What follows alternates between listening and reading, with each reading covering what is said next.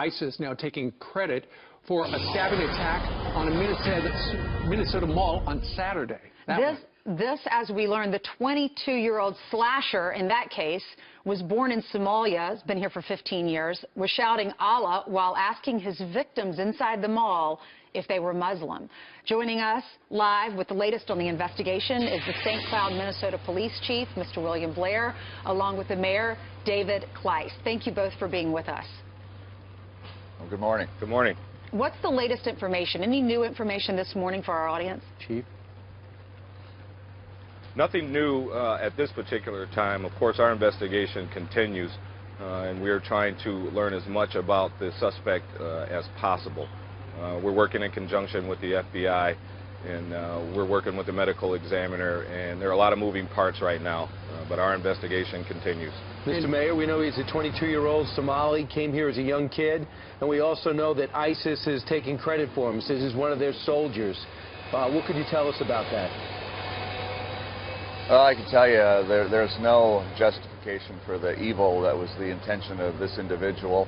And if not for the bravery of an off-duty police officer, he could have had additional victims and potentially loss of life for those. But fortunately, the officer was able to take him down and prevent that from happening. You know, we'll allow the investigation to take place. But clearly, he had an evil intent, and he was taken down by somebody that happened to be at the right place at the right time. He was in the right place at the right time, Mayor, and you know, oftentimes we hear people say, you know, you got to take guns away from people, but this is one of those instances where there could have been a lot more people hurt had this off-duty police officer not been there with his gun, which he knew how to use, and take care of the guy. Oh, that's absolutely true. I had an opportunity to see the videotape that was of his taking down the suspect, and clearly, to me, it was like a training video for police. Wow. The attacker lunged at him 3 separate times. The first time he actually identified himself as a police officer, told him to go down. As he went down, he lunged forward, and in less than a second went 20 feet. If not for the officer's action, the officer's life certainly was in danger, but the endangerment of the rest of the people in that mall was clearly there, if not for his swift action. That was off-duty police officer Jason Falconer, and he had a gun. Do you believe that we should be doing something more, especially with the malls you guys have in your region, by putting armed officers in there?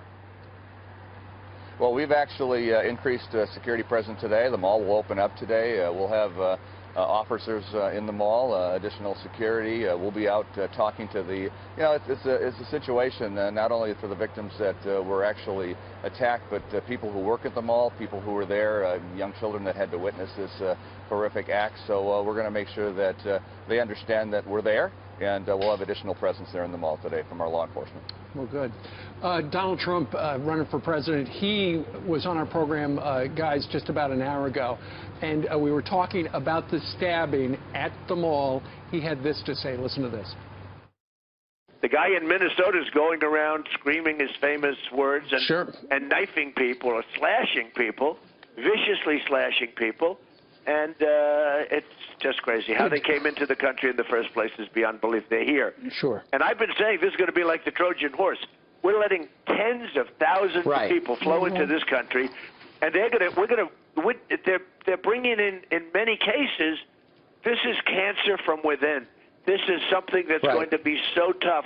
And, you know, they stay together. So nobody really knows who it is, what's happening. They're plotting. So, Chief, as you listen to Donald Trump talking about, of course, he would like extreme vetting going forward. I know there are close to 6,000 Somalis who live in the St. Cloud area. Do you share his concern about who's coming into the country? Well, first of all, my job is public safety. It's not immigration policy. I can tell you that the vast majority of all of our citizens, no matter their ethnicity, are fine, hard-working people. And, you know, now is not the time for us to be divisive. We already have a very cohesive community, and I expect that this will draw us even closer together. But at the end of the day, our job is public safety, period.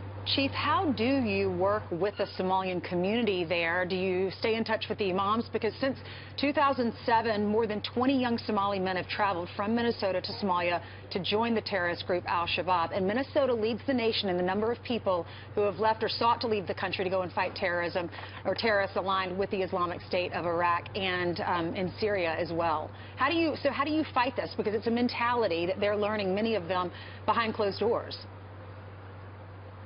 We actually work very well, not just with our East African community, but all of our community. You know, we meet regularly with any number of people, whether they are advocates for a specific ethnicity or a different cause. It's one of the things that makes St. Cloud a wonderful place to live, and I know that might sound corny, but it's the truth. We have established and maintained a very good rapport with our East African community and our community at large. All right. Chief, Mayor, thank you very much. We know you've got a busy day. Thanks for stopping by and telling us your story. Thank you. Thank you.